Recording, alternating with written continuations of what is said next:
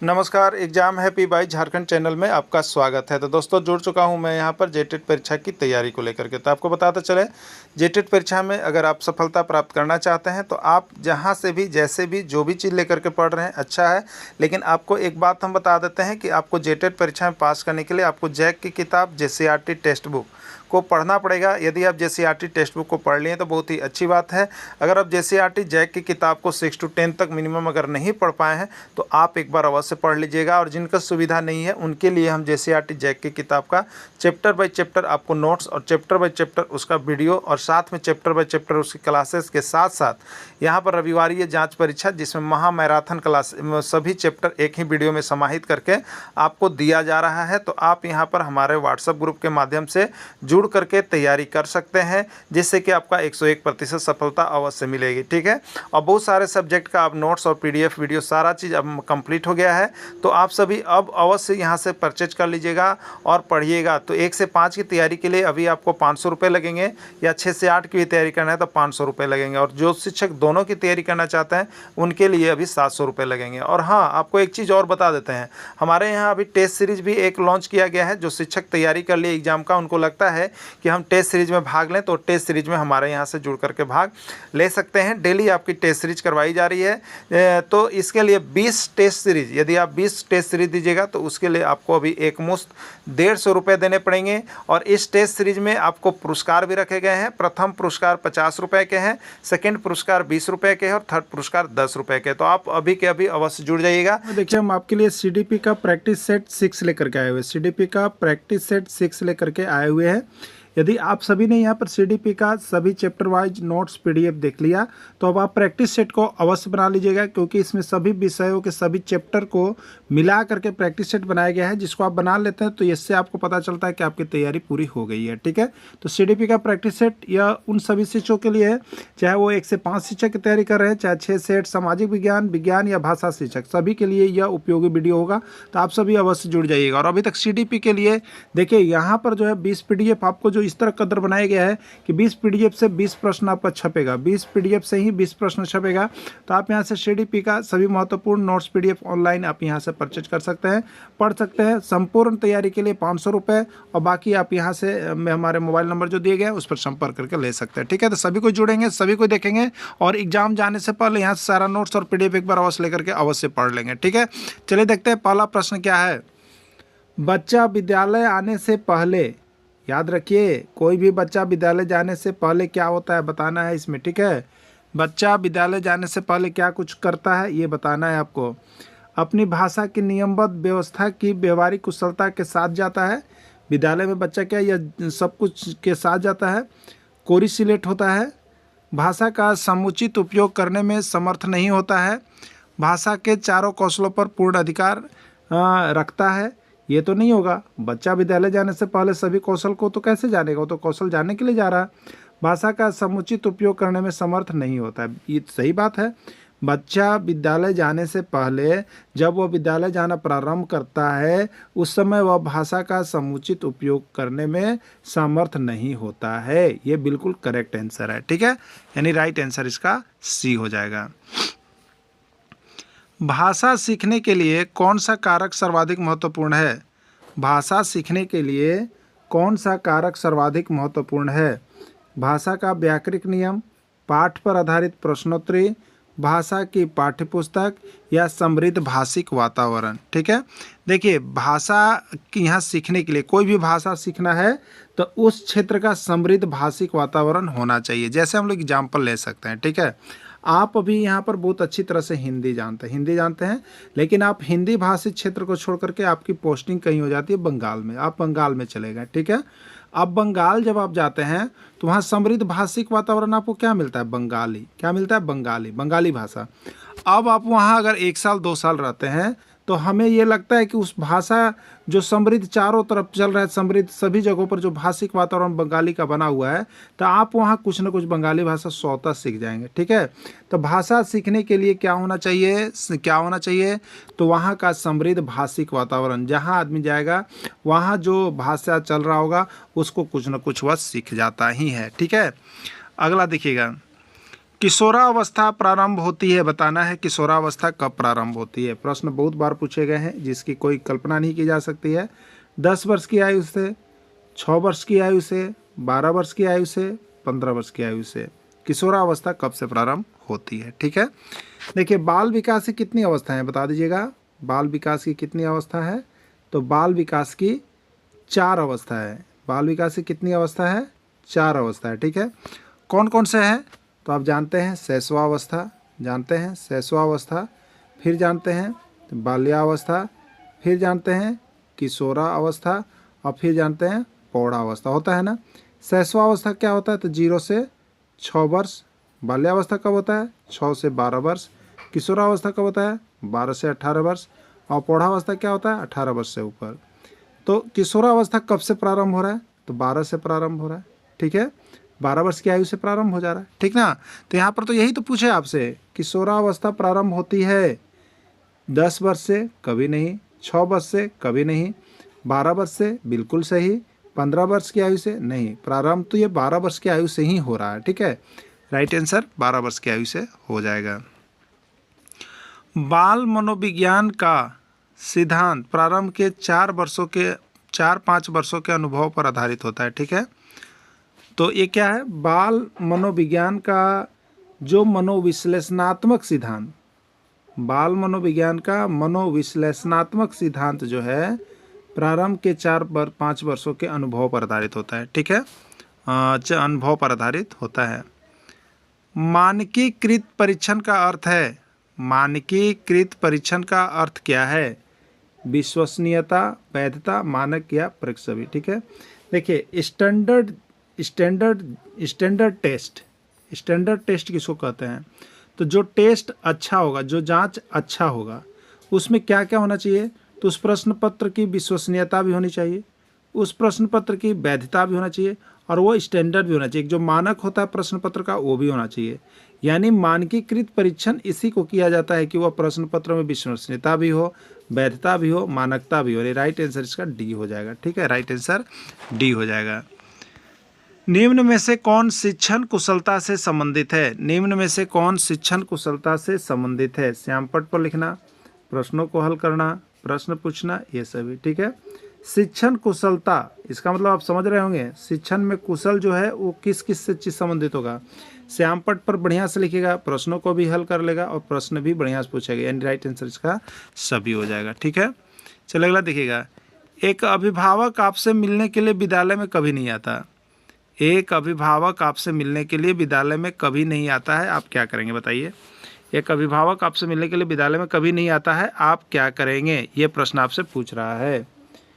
बच्चा की उपेक्षा करेंगे, अभिभावक को लिखेंगे, आप स्वयं उनसे मिलने जाएंगे या बच्चों को दंड देना शुरू कर देंगे, क्या करेंगे। ठीक है, तो जो शिक्षक जिस स्तर के होंगे वैसा काम करेंगे।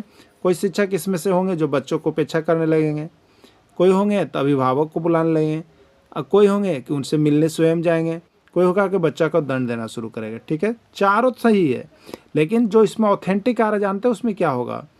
अगर आपको बार बार बुलाने के बाद भी गार्जियन नहीं जाते हैं तो आप स्वयं उनसे मिलने के लिए जाएंगे, आप स्वयं उनसे मिलने के लिए जाएंगे क्योंकि आपने बहुत बार कह दिया है। ठीक है, अगला प्रश्न है, बच्चों को जिज्ञासा शांत करनी चाहिए। बच्चे बहुत से देखिएगा आपसे अगर मिलते जुलते हैं तो बहुत कुछ एक्साइटेड बात करते हैं। ठीक है, बहुत कुछ एक्साइटेड बात करते हैं, तो उनके अंदर जो जिज्ञासा होती है उसको क्या शांत करना चाहिए। कब, जब शिक्षक फुर्सत में हो, जब विद्यार्थी फुर्सत में हो, कुछ समय के पश्चात, या तत्काल जब विद्यार्थी के द्वारा जिज्ञासा की गई हो। ठीक है, बच्चों को जिज्ञासा शांत करनी चाहिए। देखिए यहाँ पर तो कोई कहेंगे जब हम फुर्सत में रहेंगे, जब विद्यार्थी फुर्सत में हो, कुछ समय के बाद हम करेंगे, नहीं। और एक ऑप्शन है तत्काल, जब विद्यार्थी के द्वारा जिज्ञासा की गई हो। तो एक अच्छे शिक्षक से इसी बात की यहाँ पर आग्रह की जाती है कि अगर बच्चा ने कुछ जिज्ञासा प्रकट किया हो आपसे जानने का, तो अगर आप उस चीज़ को जानते हैं, अच्छी तरह से जानते हैं, अगर बच्चा को उस पर समझा सकते हैं तो उसका तत्काल ही जवाब दीजिए। जब विद्यार्थी के द्वारा जिज्ञासा आपको उत्पन्न की गई है उस समय ही कीजिए। ठीक है, सतत एवं व्यापक मूल्यांकन में व्यापक मूल्यांकन शब्दावली का क्या तात्पर्य है। सतत एवं व्यापक मूल्यांकन में व्यापक मूल्यांकन शब्दावली का क्या तात्पर्य है? सभी विषयों का मूल्यांकन, शैक्षिक क्षेत्र का मूल्यांकन, शैक्षिक एवं शैक्षिक क्षेत्र का मूल्यांकन, और एक है शैक्षिक क्षेत्र का मूल्यांकन। ठीक है, तो सतत एवं व्यापक मूल्यांकन में मूल्यांकन शब्दावली, व्यापक मूल्यांकन का अर्थ क्या है? तो यहाँ पर देखिए सबसे जो राइट आंसर है वो है शैक्षिक एवं शैक्षिक क्षेत्र, शैक्षिक एवं शैक्षिक क्षेत्र का मूल्यांकन। ठीक है, शैक्षिक एवं शैक्षिक क्षेत्र का मूल्यांकन करना है। मूल्यांकन का उद्देश्य है, मूल्यांकन का उद्देश्य क्या है आपको बताना है। ठीक है, मूल्यांकन का उद्देश्य क्या है आपको बताना है। धीमी गति और तेज गति से सीखने वाले बालकों को एक लेवल में करना, उपचारात्मक शिक्षा की आवश्यकता वाले बालक की पहचान करना, अधिगम की कठिनाई वाले क्षेत्र को पता लगाना, उत्पादक जीवन जीने के लिए किस सीमा तक तैयार कर पाई है उसका पुष्टि पोषण प्रदान करना। ठीक है, तो देखिए यहाँ पर प्रश्न था कि मूल्यांकन का उद्देश्य क्या है। तो यहाँ पर देखिए सबसे अच्छा ऑप्शन जो आ रहा है आपको डी नंबर, उत्पादक जीवन जीने के लिए शिक्षा किस सीमा तक बच्चा तैयार कर पाया है और उसका पौष्टिक पोषण कर पा रहा है, ये बिल्कुल राइट आंसर आपका होगा। ठीक है, विद्यार्थियों को विद्यालय में खेलना क्यों उचित है? आप देखते हो कि विद्यार्थियों को विद्यालय में खेलने के लिए खेल छुट्टी दी जाती है। आखिर ये खेलना क्यों उचित है? यह उन्हें शारीरिक रूप से सशक्त बनाएगा, यह शिक्षकों के लिए काम आसान करेगा, यह समय बिताने में सहायक होगा, यह सहयोग, अनुशासन एवं शारीरिक संतुलन का विकास करेगा। ठीक है, देखिए अब देखिए यहाँ पर आप थोड़ा सा ध्यान दीजिएगा। विद्यार्थियों को विद्यालय में खेलना क्यों उचित है? कोई शिक्षक इसमें से आंसर देंगे इसलिए खेलना उचित है कि वह शारीरिक रूप से मजबूत बनाएगा। ठीक है, कोई ये भी टिक लगाएंगे कि यह शिक्षकों के लिए काम आसान करेगा। कहा है भाई, तो आज लड़का लोग बच्चा लोग खेलने चला गया, अब हम लोग ऐश मौज करेंगे, अब शिक्षक क्या करेंगे, तो अब पढ़ाने का दरकार नहीं होगा। तो कोई ये भी मारेंगे जो इस टाइप के शिक्षक होंगे इसको भी सही कर देंगे। यह समय बिताने में सहायक होगा, बहुत अच्छा बात है। क्या हो गया, पढ़ाने का मन नहीं कर रहा था, अब समय बीतेगा बढ़िया, बच्चा लोग खेलने चला गया। ठीक है, ये भी आप टिक कर सकते हैं। लेकिन खेल का जो सबसे मुख्य जो काम है वह क्या करता है बच्चों में? सहयोग की भावना, खेल टीम वर्क है, अनुशासन, अनुशासन से खेल होता है, नहीं तो कोई खेल आप नहीं खेल सकते हैं, और शारीरिक संतुलन इसमें होता है। तो डी ऑप्शन इसका राइट है कि खेल से बच्चा में सहयोग की भावना भी आती है। सहयोग इसलिए आता है कि अगर मान लीजिए कि वो क्रिकेट का खेल खेल रहे हैं, फुटबॉल का खेल कर रहे हैं, तो वो जानता है कि ये जो लड़का है हमारे टीम का है, ये फुटबॉल इसको देता है, दूसरे को नहीं देता है, तो क्या कर सहयोग कि हम किसी तरह से जीत जाए। तो ये भावना हुआ। अगर वो दे पा रहा है गेंद, इसका शारीरिक संतुलन है। उसके बाद है कि ऐसा नहीं कि गेंद को हम पकड़ करके भाग जाए, ये नहीं भागेगा। क्यों नहीं भागेगा? क्योंकि यह अनुशासन में नहीं है, अनुशासन में है। अभी गेंद को हमें नहीं कुछ करना है, किसी को गाड़ी नहीं देना है, किसी को कुछ नहीं बोलना, ये क्या है? अनुशासन। तो खेल से इन सभी चीज़ों का शारीरिक विकास होता है। अभिप्रेरित शिक्षण का संकेत माना जाता है। अभिप्रेरित शिक्षण का संकेत क्या माना जाता है? कोई बच्चा अभिप्रेरित है तो कक्षा में अधिकतम उपस्थिति, शिक्षक के द्वारा किया गया उपचारात्मक काम, विद्यार्थियों के द्वारा प्रश्न पूछना, कक्षा में एकदम खामोशी। तो ये तो नहीं होगा, डी नंबर तो होगा नहीं। विद्यार्थियों द्वारा प्रश्न पूछना, ये तो अभिप्रेरित शिक्षण का संकेत माना जाएगा, क्योंकि अगर बच्चा अभिप्रेरित है तभी आपसे प्रश्न पूछ रहा है, नहीं तो पूछता नहीं। बच्चे दुनिया के बारे में अपनी समझ का सृजन करते हैं, इसका श्रेय किसको जाता है? बच्चे दुनिया के बारे में अपनी समझ का सृजन करते हैं, इसका श्रेय किसको जाता है? बियाचे को, पावलोव को, कोहलवर को, स्किनर को, किसी को नहीं। ठीक है, तो बच्चा से संबंधित जो है आपको जीन पियाजे का यहाँ पर जाता है। शिक्षा मनोविज्ञान की दृष्टि से निम्न में से कौन सा कथन सत्य है? बच्चे अपने ज्ञान का स्वयं सृजन करते हैं, विद्यालय में आने से बच्चे को पूर्व ज्ञान नहीं होता है, अधिगम प्रक्रिया में बच्चों को कष्ट होता है, बच्चे यथावत वही सीखते हैं जो उन्हें पढ़ाया जाता है। ठीक है, शिक्षा मनोविज्ञान की दृष्टि से कौन सा कथन सत्य है? बच्चे अपने ज्ञान का स्वयं सृजन करते हैं, बिल्कुल सही है। जैसे जैसे लोगों से वह मिलता जाता है वैसे वैसे लोगों से उसको ज्ञान बढ़ते जाता है। ठीक है, विद्यालय में आने से पहले बच्चों को कोई पूर्व ज्ञान नहीं होता, ऐसा नहीं है, कुछ न कुछ उनको पूर्व ज्ञान होता है, पूरे पूर्व ज्ञान नहीं होता, ये गलत है। अधिगम प्रक्रिया में बच्चों को कष्ट होता है, नहीं, अधिगम प्रक्रिया में बच्चों को कोई कष्ट नहीं होता, वे मिलजुल कर भाग लेते हैं और उनको मज़ा आता है, कष्ट नहीं मज़ा आता है, ये गलत है। बच्चे यथावत वही सीखते हैं जो उन्हें पढ़ाया जाता है। ठीक है, तो ये भी तो है कि सिखाया जाता है वही होता है, लेकिन सभी बच्चे ऐसा नहीं करते हैं। ठीक है, चलिए नेक्स्ट देखिएगा। शैशवावस्था की अवधि होती है, शैशवावस्था की अवधि होती है, आपको बताना है शैशवावस्था जो होती है उसकी अवधि कितनी होती है। ठीक है, तो बाल विकास की जो अवस्था है उसमें आपने देखा शैशवावस्था, बाल्यावस्था, किशोरावस्था। तो 0 से 6 वर्ष की अवस्था को शैशवावस्था, 6 से 12 वर्ष की अवस्था को बाल्यावस्था और 12 से 18 वर्ष की अवस्था को किशोरावस्था और बाकी प्रौढ़ावस्था कहते हैं ना। तो यहाँ पर देखिए शैशवावस्था की अवधि पूछ रहा है, तो यहाँ पर तो ऑप्शन जो आ रहा है देखिए जन्म से 5 वर्ष तक एक ही, अब 6 से 12 तो ये बाल्यावस्था में चला जाएगा और 12 से 18 तो ये किशोरावस्था में चला जाएगा। बच्चा जन्म से 5 वर्ष, कोई दिक्कत नहीं है। देखिए 0 से 6 के बीच में कुछ भी लिख दे, 2 से 4, 1 से 5, ये सभी चलेंगे क्योंकि एक ही ऑप्शन आपके पास है ही। ठीक है, तो जन्म से 5 वर्ष तक को आप यहाँ पर टिकिंग करेंगे।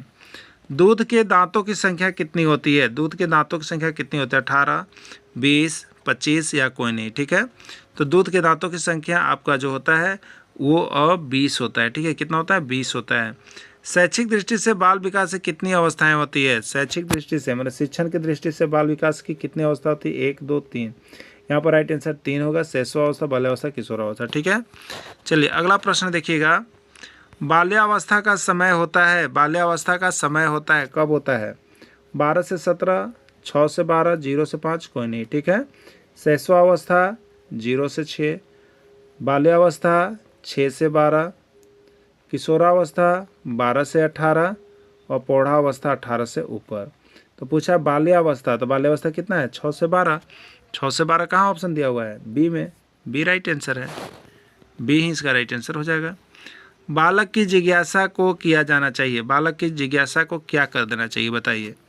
उसको दमन कर देना चाहिए, शांत कर देना चाहिए, उत्तेजित कर देना चाहिए, सक्रिय कर देना चाहिए। ठीक है, तो देखिए बालक की जिज्ञासा को दमन, दमन मतलब दबाना, कभी नहीं चाहिए। यदि बालक जिज्ञासा उत्पन्न कर रहा है तो उसका जवाब दीजिए। शांत, ठीक है, तो बालक की जिज्ञासा को क्या करना चाहिए? सबसे सही आंसर शांत किया जाना चाहिए। यदि बालक ने जो जिस चीज़ के प्रति जिज्ञासा आपसे जानने का उत्पन्न किया है उसको आप जवाब दे करके उसको शांत कीजिए। ठीक है, तो बालक की जिज्ञासा को शांत करना चाहिए, राइट आंसर होगा। सीखना है एक जटिल, किसी भी चीज़ को सीखना है एक जटिल मानसिक प्रक्रिया, सामाजिक प्रक्रिया, शारीरिक प्रक्रिया, नैतिक प्रक्रिया। तो सीखना एक जटिल मानसिक प्रक्रिया है। सीखना क्या है? एक जटिल मानसिक प्रक्रिया है, बहुत ही दिमाग का काम होता है।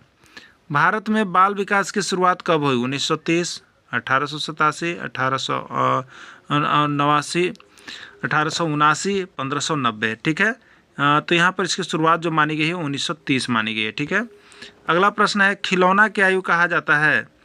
खिलौना की आयु कहा जाता है पूर्व बाल्यावस्था, उत्तर बाल्यावस्था, शैशवावस्था या सभी को। ठीक है, तो खिलौना की आयु जो कहा जाता है वो देखिए पूर्व बाल्य अवस्था को। ठीक है, यानी बच्चा खिलौना से उसमें खेल रहता है। और बाल्यावस्था को गिरोह की अवस्था कहा जाता है, समूह बनाने की इसमें क्षमता होती है। तो ये आपको खिलौना की आयु पूर्व बाल अवस्था के समय को कहा जाता है।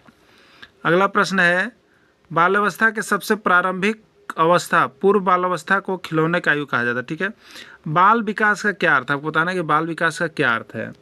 बालक की लंबाई का विकास, बालक की मोटाई का विकास, बालक का सर्वांगीण विकास, बालक का मानसिक विकास। ठीक है, तो बाल विकास का जो अर्थ है उसका अर्थ है बालक का सर्वांगीण विकास, सभी तरह से समुचित विकास बाल विकास का मुख्य लक्ष्य होता है।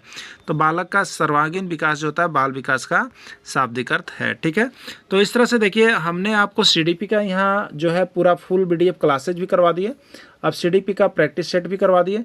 अब क्या करेंगे तो विभिन्न राज्यों के शिक्षक पात्रता परीक्षा में जो सीडीपी से पूछे गए हैं उन राज्यों का यहाँ पर हल प्रश्न पत्र भी आपको हम करवा देंगे। ठीक है, तो सभी कुछ इस प्रकार आपको हम जेटेट का तैयारी करवा रहे हैं कि आप सभी यहाँ से आराम से जो है जेटेट 101% सफलता गारंटी है।